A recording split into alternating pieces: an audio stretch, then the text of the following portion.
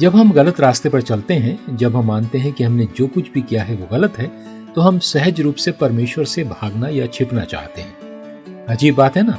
फिर भी हम बिल्कुल यही करने का प्रयास करते हैं। नमस्कार, मैं हूं क्रिस्टोफर सिंह और आज के ताजा कार्यक्रम में एक बार फिर आपका स्वागत है। ये आपका और मेरा दोनों का अनुभव रहा है।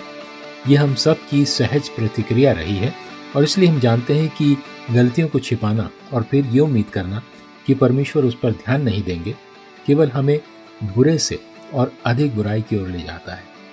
पुराने जमाने में राजा दाऊद ने दूसरे आदमी की पत्नी को चुरा लिया और फिर उसकी हत्या करवा दी।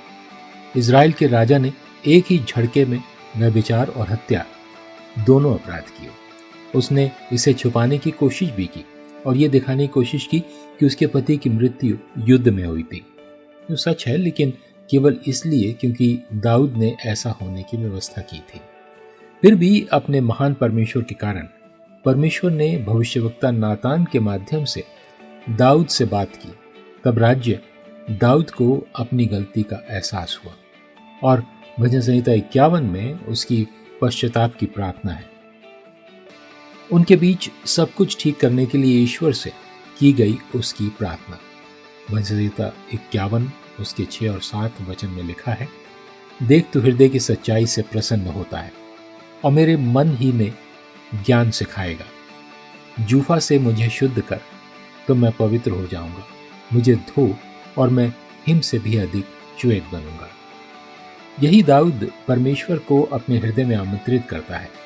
वो परमेश्वर को चीजों को सही करने के लिए, परमेश्वर की सच्चाई को अपने भीतर वापस लाने के लिए आमंत्रित करता है ताकि वो अपने होश में आ सके। वो परमेश्वर से उसे ज्ञान सिखाने, उसे अनुशासित करने, उसे शुद्ध करने के लिए प्रार्थना करता है।